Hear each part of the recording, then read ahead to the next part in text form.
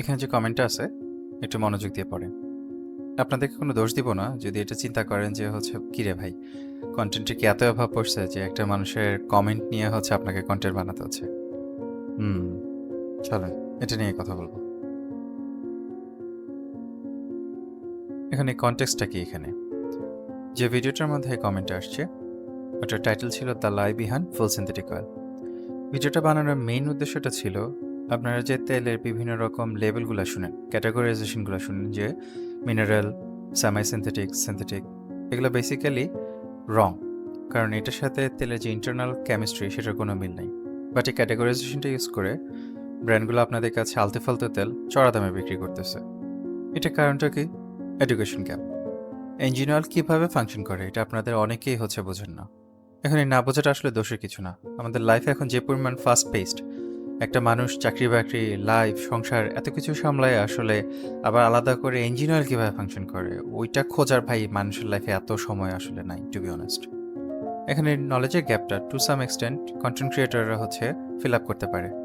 But সমস্যা আমাদের দেশে কন্টেন্ট ক্রিয়েটর বলতে আমরা টিকটকারগুলোরে বুঝি। এখন এদের কাজ কি?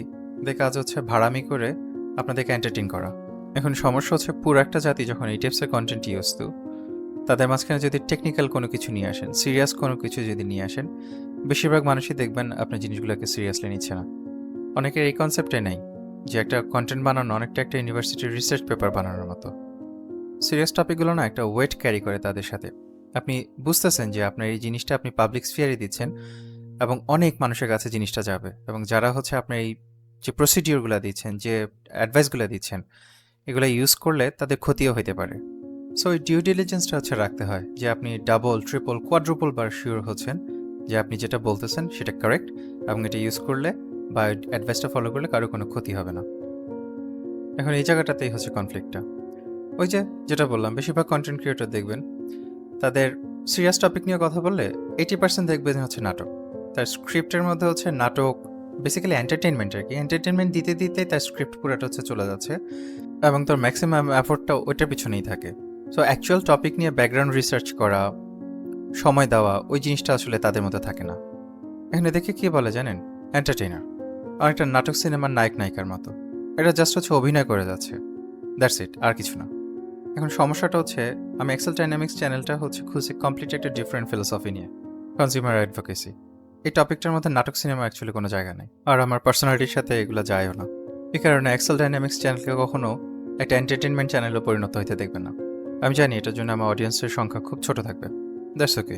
এখন তো চ্যানেলের অলমোস্ট 5,500-6,000 সাবস্ক্রাইবার। আমি জানি আপনার এই 5,500-6,000 যারা আছেন তাদের বড় একটা অংশ আপনাদের নিজেদের ফিল্ডের ওপিনিয়ন লিডার। আদারওয়াইজ এক্সেল ডাইনামিক্সের মতো একটা চ্যানেলে এসে আপনারা কখনো সাবস্ক্রাইব করতেন না। এখানে ওপিনিয়ন লিডার বলতে আর কি বুঝাইতেছি, আপনাদের পারিবারিক যে স্ফিয়ার আছে, আপনাদের বন্ধুবান্ধবের যে স্ফিয়ার আছে, আপনারা যখন কথা বলেন আপনাদের কথার একটা ওয়েট থাকে। অন্যরা আপনাদের মতামত নেয়, আপনাদের কথা শুনে চেষ্টা করে আপনাদের যে অ্যাডভাইসগুলো সেগুলো ফলো করা। এটার পিছনে মেইন কারণটাই আপনাদের পার্সোনালিটি। মুখ আছে তাই যা ইচ্ছা তাই বলে দিলাম, এই জিনিসটা আপনারা করেন না। একটা কথা বলার আগে, একটা কাজ করার আগে আপনারা দুইবার চিন্তা করেন যে আমি যেটা করতেছি, যেটা বলতেছি, ইজ ইট কারেক্ট? এক্সেল ডাইনামিক্সের কোর টার্গেট অডিয়েন্স এইটাই, অপিনিয়ন লিডার্স। এবং এই চ্যানেলটার মেইন উদ্দেশ্য নিজেও একটা অপিনিয়ন লিডার হওয়া। মজার একটা বিষয় ব্র্যান্ডগুলোর কাছে অ্যাজ অ্যান অডিয়েন্স আপনারা মারাত্মক পরিমাণে ভ্যালুয়েবল। কারণ কে কোথায় কোন সোর্স থেকে কি বললো না বললো সেটা আপনারা ফলো না করে রাদার ইনফরমেশন গ্যাদার করে দেন গিয়ে নিজেরা ভেরিফাই করেন যে is it correct or incorrect.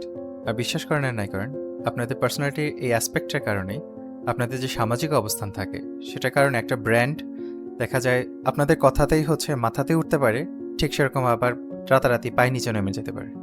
এখন ব্র্যান্ডগুলো কই থাকে? টাকা যেখানে আছে ওরাও সেখানে আছে।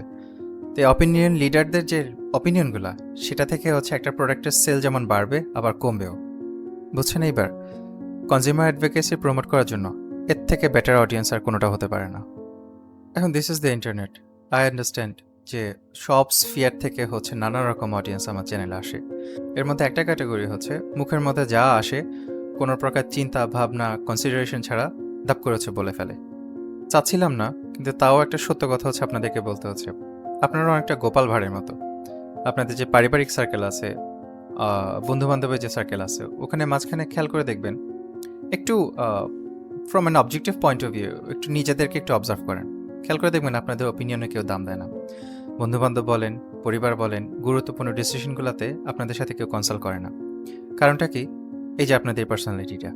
আপনার কথায়, আপনার কাজে আরেকটা মানুষের ক্ষতি হইতে পারে, অথবা আরেকটা মানুষের ক্ষতি না হইলেও সে কষ্ট পাইতে পারে। এই জিনিসটা যে আপনাদের ভেতরে নাই, নার্সিসিস্টিক একটা যে বিহেভিয়ার আপনাদের মধ্যে চলে, এই জিনিসটার কারণে হচ্ছে basically you are being ignored. তো আপনাদের রোলটা হচ্ছে যে একটু আগে বললাম না যে এন্টারটেইনারগুলো আছে, এন্টারটেইনারগুলোর মতো। মানুষ আপনাদেরকে সার্কেলের মধ্যে রাখে হচ্ছে জাস্ট অ্যামিউজড হওয়ার জন্য। আমার অ্যামিউজমেন্ট শেষ, আপনাকে আর প্রয়োজন নেই। গুরুত্বপূর্ণ কোনো কিছুতেই হচ্ছে আপনাদেরকে কখনোই রাখা হবে না, এটা প্রিটি শিওর হয়ে থাকেন।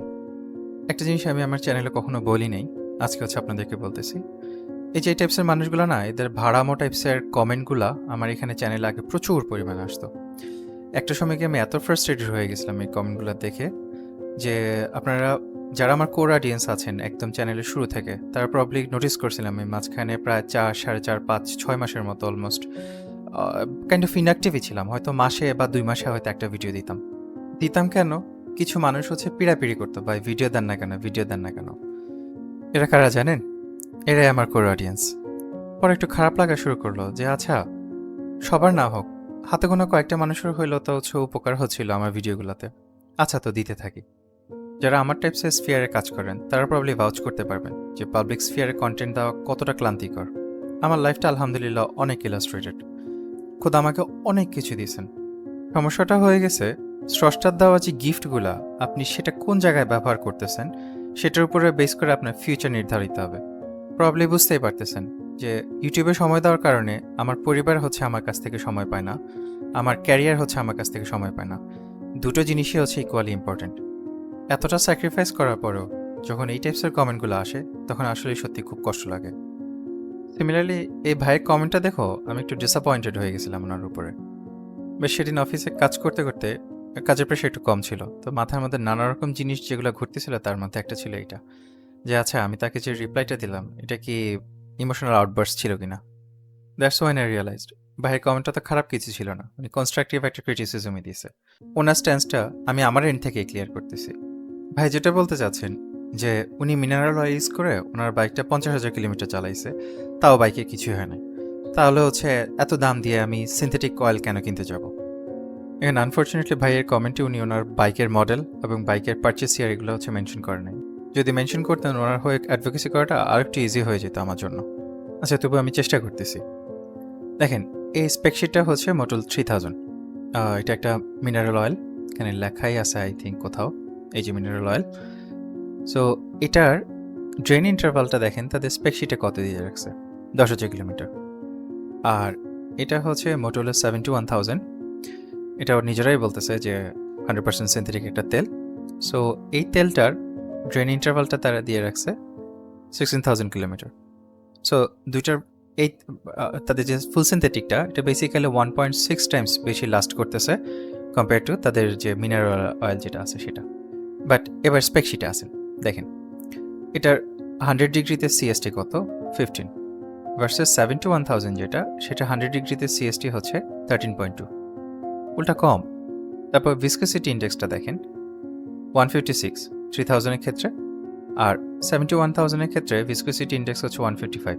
দুইটা তেলই সেম। ফ্ল্যাশ পয়েন্টের দিকে দেখেন 3000-এর ক্ষেত্রে হচ্ছে 234 ডিগ্রি ভার্সেস 71,000-এর ক্ষেত্রে 246 ডিগ্রি।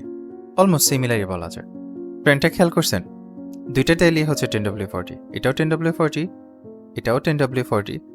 স্টিল দুইটা তেলেরই হচ্ছে স্পেকশিট সেম হওয়া সত্ত্বেও, অলমোস্ট সেম হওয়া সত্ত্বেও দেখা যাইতেছে মোটল যে 3000 যেটা, তারা বলতেছে এটার যে ড্রেন ইন্টারভাল হচ্ছে আমার 7100-এর থেকে কম। 7100 ওই তেলটা থেকে 1.5 গুণেরও বেশি সময় হচ্ছে আপনার লাস্টিং করবে। দেখছেন, স্পেকশিট থেকেই দুইটা তেলের বিস্তর ডিফারেন্স হচ্ছে পাওয়া যাচ্ছে, ইভেন দো তাদের টেকনিক্যাল ডেটা শিট হচ্ছে অলমোস্ট সিমিলার স্পেকশিটই দিচ্ছে। এখন এই জিনিসটা রিয়েল ওয়ার্ল্ড টেস্ট আপনারা নিজেরাও করতে পারবেন। একটা মিনারেল তেল ইউজ করে 1000 কিলোমিটার মতো ইউজ করেন, 500 কিলোমিটার পর চেক দেন, নিজেরাই বুঝতে পারবেন আপনার তেলটা কখন ডিস্ট্রয়েড হয়ে যাচ্ছে। এখন আমার অবজারভেশনে ঢাকা টাইপের যে ট্রাফিক, এগুলোর মধ্যে এই টাইপসের যে মিনারেল অয়েলগুলো আছে এগুলো 800 থেকে 1200 কিলোমিটার যায়। আর কিছু কিছু ব্র্যান্ডের তেল আছে এই মিনারেল অয়েল, এগুলো দেখবেন 500-600 ঠিক মতো হচ্ছে যাচ্ছে না। এখন কোথায় 10,000, কোথায় 500-600, 1,000, এর ডিফারেন্সটা কোথায়? ডিফারেন্সটা হচ্ছে এডিটিভ প্যাকেজ। মোটল 3000 এটা একটা মিনারেল অয়েল। হ্যাঁ, আপনার ইঞ্জিনকে ভালো একটা প্রোটেকশন দিচ্ছে, but up to a certain point. আমি টেকনিক্যাল ডিটেলসে এই ভিডিওতে যাচ্ছি না, এটার জন্য হচ্ছে আলাদা ভিডিও আমার চ্যানেলে অলরেডি আছে। বাট এতটুকু বুঝে রাখেন যে আপনার বাইকে গিয়ার বক্সের যে প্রেশার, এই প্রেশার নেওয়ার মতো অতটা স্ট্রং করে হচ্ছে এই ধরনের মিনারেল অয়েলগুলা বানানো হয় না। তো ফলশ্রুতিতে কি হয়, একটা সময় গিয়ে পরে এই তেলগুলা বাদ হয়ে যায়। এক্স্যাক্টলি এই কারণেই মিনারেল অয়েলগুলোর ড্রেন পিরিয়ড খুবই কম রাখতে হয়। যদি না রাখেন আপনার বাইকের উপরে একটা ইম্প্যাক্ট পড়বে। এখন এই ইম্প্যাক্টটা ডিপেন্ড করে আপনার বাইকের মডেল কি এবং আপনি সেটাকে কীভাবে রাইড করতেছেন। সিএফ মোটো 300 SR এর মতো একটা হাই পারফরমেন্স বাইকের মধ্যে এই বাদ হওয়া তেল যতটা ক্ষতি করবে, ভার্সাস একটা ইয়ামাহা FZ 150 এর মতো একটা বাইকের মধ্যে ততটা হচ্ছে ক্ষতি করবে না। আবার আপনি যদি একটা সিম্পল বাইক যেমন CD80, হন্ডার CD80 যদি গ্রামের মধ্যে রাইড করেন, আপনি এমনও হইতে পারে কখনো ডিফারেন্সটা হচ্ছে নোটিস করবেনও না। But in reality difference definitely আছে। ওই বাইকটা এমন হইতে পারে যে আপনার 1,00,000 কিলোমিটারের উপরে চলে যাইতে পারতো ইঞ্জিনে কোনো হাত দেওয়া ছাড়া। সেখানে আপনার দেখা যাইতেছে 60,000 বা 70,000 কিলোমিটার পরে ইঞ্জিনে হাত দিতে হচ্ছে। কেন? Because of oil. এখন এই জিনিসটা অবজার্ভ করার জন্য যে টাইম স্পেন্ডটা এটা এতটাই হিউজ, যে কারণে আলটিমেটলি আমাদের কাছে কোনো ডিফারেন্স মনে হয় না। আর একটা হিউজ ফ্যাক্টর আছে, সেটা হচ্ছে আমাদের মডার্ন যে ইঞ্জিন রিকোয়ারমেন্টগুলো। এই ইঞ্জিন রিকোয়ারমেন্ট আবার কোত্থেকে আসতেছে হচ্ছে এমিশনস রেস্ট্রিকশনস থেকে। এই এমিশন রেস্ট্রিকশনের কারণে মডার্ন ইঞ্জিনগুলো ডিজাইন করা যেমন কঠিন, ওই ইঞ্জিনের জন্য একটা ইঞ্জিন অয়েল ডিজাইন করা ইকুয়ালি কঠিন। আমি একটা এক্সাম্পল দিই। মডার্ন ইঞ্জিন অয়েলের স্যাপস ভ্যালুটা হচ্ছে খুব লো রাখতে হয়। স্যাপস হচ্ছে কি? স্যাপস হচ্ছে সালফেটেড অ্যাশ, ফসফরাস আর সালফার। এদের কাজটা কি? এগুলো ন্যাচারাল অকারিং এলিমেন্টস। এগুলো কিনা হচ্ছে আমাদের যে ট্রেডিশনাল ইঞ্জিন অয়েল যেগুলো আছে, ওগুলোর মধ্যে অ্যাডিটিভ হিসেবে ইউজ করে, যাতে করে আপনার ইঞ্জিনের ওয়্যার, ইঞ্জিনের ভিতরে রাস্ট হওয়া বা কোনো প্রকার কোরোশন হওয়া এগুলো যাতে ঠেকাইতে পারে। এগুলো বেসিক্যালি ইঞ্জিন অয়েলের পুলিশ। আপনার পুলিশিং সিস্টেমে যদি দুর্বল হয়, অবভিয়াসলি ওখানে ক্রাইমের রেট হচ্ছে অনেক বেশি হাই হবে। তার উপর মরার উপর খাড়াঘা হিসেবে আরেকটা জিনিস অ্যাড হয়েছে, এমিশনস রেস্ট্রিকশনের কারণে মডার্ন ইঞ্জিন অয়েলগুলোকে একটু পাতলা রাখতে হয়, যাতে করে আপনার মাইলেজ বেশি আসে। এখানে এত রেগুলেশনস মিট করে একটা ইঞ্জিন অয়েল ডিজাইন করা কী পরিমাণ কঠিন হয়ে গেছে বুঝতেই পারতেছেন। তো মডার্ন সিনথেটিক অয়েলগুলো কী করে, একটু কম্পেনসেট করার চেষ্টা করে, একটা যে হাইড্রোডাইনামিক ফিল্মটা আছে ওইটাকে একটু স্ট্রং রাখার চেষ্টা করে, আর এডিটিভগুলো একটু আর একটু স্টেবল রাখার চেষ্টা করে, যাতে করে আপনার মিনারেল অয়েল যে প্রোটেকশনটা আপনাকে একটা লং টাইম ধরে দিতে পারতেছে না, সেটা যাতে সিনথেটিক অয়েলগুলো দিতে পারে। এখন এই ভাইয়ের কমেন্টটাতে হচ্ছে আবার ফিরে যাই আমরা। উনি 50,000 কিলোমিটার চালাইছেন ওনার বাইকটা। দ্যাট মিনস এমিশনস রেস্ট্রিকশনসের মডার্ন যে রেগুলেশনগুলো, এগুলো মোস্ট প্রবাবলি ওনার বাইকটাতে নাই। এটা যেমন একটা অ্যাডভান্টেজ উনি পাইছেন। আরেকটা অ্যাডভান্টেজ পাইছেন, উনি মিনারেল অয়েল ইউজ করতেছেন, সিনথেটিক ইউজ করতেছেন না। That means most probably high performance কোনো বাইক হচ্ছে ইউজ করতেছেন না। এখন ভাই, আপনি আপনার বাইকের মডেলটা উল্লেখ না করার কারণে এই এডুকেটেড গেস্টটা আমাকে নিতেই হচ্ছে। অ্যান্ড আই টোটালি আন্ডারস্ট্যান্ড আপনি কমেন্টে কেন শেয়ার করছেন, মানুষের উপকারের জন্যই হচ্ছে করছেন। এখন মিনারেল অয়েল ইউজ করে মানুষের কিছু পয়সা যদি বাঁচানো যাইতো, আমি নিজেও হচ্ছে এটাকে অ্যাডভোকেট করতাম। মাথায় রেখেন, মিনারেল অয়েল কিন্তু খারাপ কিছু না, it can work, but mild কন্ডিশনে, লাইটার ইউসেজের মধ্যে। ভার্সাস সিনথেটিক অয়েল কীভাবে ডিজাইন করা হয়, বলে ডিজাইনই করা হয় আপনার ইঞ্জিনের প্রেশারটা, এনভায়রনমেন্টাল যে প্রেশার আছে এগুলো যাতে তারা নিতে পারে। এখন আনফর্চুনেটলি আপনি বাংলাদেশে বাস করেন, ঢাকায় যদি বাস করেন আপনি তারও অভাগা। এখানে যে বাইক আর বাইকের রাইডার দুজনের উপর দিয়ে প্রতিদিন যে পরিমাণ প্রেশার যায়, একটা রেস্ট রাখা মনে হয় এতটুকু প্রেশার নিতে হয় না। আর একটা ফাইন্যান্সিয়াল ক্যালকুলেশন হচ্ছে আমরা করি, মোটল 3000-এর দাম কত? 730 টাকা, ভার্সেস তাদের 7100-এর দাম হচ্ছে 1470 টাকা। এখন এটা যদি আমরা একটু হিসাব করি, 730 মাল্টিপ্লাইড বাই 1.6, সো এই 3000 যে তেলটা আছে, তেলটার ড্রেন পিরিয়ড যদি 7100-এর মতো হইতো, তাহলে বেসিক্যালি এই তেলটার দাম পড়তে হচ্ছে 1168 টাকা। তো এখন এইটার তেলের সাথে হচ্ছে আমার দামের প্রাইসটার পার্থক্য কত? -1470, 302 টাকা। এই 7100-এর মধ্যে এক্সট্রা যে এডিটিভস আছে, এক্সট্রা যে প্রোটেকশন দেওয়া আছে, এই জিনিসগুলো কি হচ্ছে 300 টাকা বেশি হয়ে যাচ্ছে? আর আরেকটা জিনিস খেয়াল করে দেখেন, এই তেলটার দাম হচ্ছে 1470 টাকা। অন্যান্য অপশনগুলো দেখি, যেমন আমাকে সিমিলার প্রোডাক্ট হচ্ছে তারাই এখানে অফার করতেছে যেগুলো, সেটার মধ্যে একটা হচ্ছে এলিকুইমলে, এটা হচ্ছে ভল সিনথেটিক স্ট্রিট রেটসটা যেটা, 1490 টাকা, অ্যামজয়েলটা 1650 টাকা। দুইটা তেলই হচ্ছে বিশ্বের সেরা তেলের মধ্যে একটা। অ্যামজয়েল তো ওয়ার্ল্ড লিডার কাইন্ড অফ বলতে গেলে, তাদের তেলটা হচ্ছে 1650 টাকা। তা আপনি এটা যদি ব্যবহার করতে না চান, বিকজ অফ দ্য ফ্যাক্ট এই তেলটা বেসিক্যালি একটা গ্রুপ 3 এর তেল দিয়ে হচ্ছে বানানো, আই আন্ডারস্ট্যান্ড যে আপনি যদি এটা ব্যবহার না করতে চান, তাহলে you have a much better oil. Basically world লিডারের মধ্যে একটা অ্যামজয়েল। তাছাড়া হচ্ছে আপনার কাছে ম্যাক্সিমা আছে, চ্যাম্পিয়ন আছে, এখন তো মোটরএক্সের তেলগুলো হচ্ছে আমাদের দেশে ঢুকতেছে, ওই তেলগুলোও হচ্ছে বিশ্বের একদম সেরা তেলগুলোর মধ্যে একটা। সেগুলো হচ্ছে আপনারা কিনতে পারেন, এই অলমোস্ট সিমিলার প্রাইসেসের মধ্যে হচ্ছে ওগুলো পড়তেছে। সো এই প্রাইসেসগুলো দেখে টু বি অনেস্ট আমার হচ্ছে এই মিনারেল অয়েল যেগুলো আছে এগুলো রেকমেন্ড করার কোনো মানে হয় না, because of the first fact এগুলো যে ফাইন্যান্সিয়ালস যেগুলো আছে এগুলো যদি আপনি ক্যালকুলেট করেন কাইন্ড অফ লসের মধ্যে আপনি যাইতেছেন।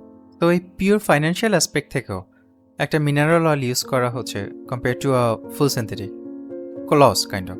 কারণ হচ্ছে কি আপনি খুবই ইনফেরিয়র একটা তেল ইউজ করতেছেন, আর এই তেলটা হচ্ছে আপনার বাইকের রিপুটেশন দিচ্ছ না। একটু এডিট আছে এখানে, what I mean to say is that এই তেলটার ড্রেন পিরিয়ড যদি বেশি রাখেন সেক্ষেত্রে হচ্ছে আপনার বাইক আনপ্রোটেক্টেড অবস্থায় থাকবে না, যে কারণে হচ্ছে লং টার্মে গিয়ে আপনার যে বাইকের যে ড্যামেজ হচ্ছে সেটার জন্য আপনাকে একটা রিপেয়ার যে বিল আসবে ভার্সাস একটা ফুল সিনথেটিক ইউজ করলে যে রিপেয়ার বিল আসবে, দুইটার মধ্যে যে ডিফারেন্সটা এটাই তেলের দাম দিয়ে আপনি পোষাইতে পারবেন না। এখানে আমি আমার এন্ড থেকে আপনাদেরকে ফুল ইনফরমেশনটা দিয়ে হচ্ছে হেল্প করার চেষ্টা করলাম, বাদ বাকিটা is for you to decide. শেষে জাস্ট একটা কথাই বলতে চাই, এই ভাইয়ের মতো কনস্ট্রাকটিভ ক্রিটিসিজম যদি আপনাদের কাছে থাকে আপনারা দিতে পারেন। আমি চেষ্টা করবো আপনাদের যে কনসার্নসগুলো আছে কোথাও যদি ভুলভ্রান্তি থাকে, ভুলভ্রান্তি দেখেন আপনাদের এন্ড থেকেও যেমন হতে পারে আমার এন্ড থেকেও হতে পারে, তো সেক্ষেত্রে এই কনস্ট্রাকটিভ ক্রিটিসিজমগুলো আমার যেমন উপকার করতেছে, আমার যে টোটাল কমিউনিটি অ্যাজ এ হোলও হচ্ছে উপকৃত হচ্ছি আমরা। কিন্তু ভাইয়ের কমেন্টের লাস্ট লাইনটার মতো খোঁচামূলক কথাবার্তা যাতে না আসে, এতে করে আপনি অ্যাজ এ হিউম্যান বিং আপনার পরিচয় দিচ্ছেন not as an opinion leader but rather as an entertainer. ফলশ্রুতিতে যেটা হবে, একটা প্রপার সোসাইটিতে আপনি যেরকম এক্সিস্ট করেন না, এক্সেল ডাইনামিক্স এবং এক্সেল ডাইনামিক্সের যে কোর অডিয়েন্স আছে তাদের কাছেও আপনি এক্সিস্ট করেন না। যার আগে আরেকটা জিনিস একটু ক্লিয়ার করা যায়, সেটা হচ্ছে কন্টেন্ট ক্রিয়েশনের ক্ষেত্রে অপিনিয়ন লিডার ভার্সেস এন্টারটেইনার এই ডিভিশনটা কিছুটা নুয়ান্সড। তার দুইটা বড় এক্সাম্পল হচ্ছে একটা ভেরিটাসিয়াম আর আরেকটা ফোর্টনাইট। একটু চ্যানেলগুলো ঘুরে আসেন, কেন কথাটা বলছি বুঝে যাবেন। আর না, এই দুইটা চ্যানেল ইকুয়াল আজ পর্যন্ত বাংলাদেশে কেউ বানাতে পারেনি। উইথ দ্যাট সাইড, যারা ভিডিওর এই পর্যন্ত ছিলেন, thank you for watching. See you in the next video.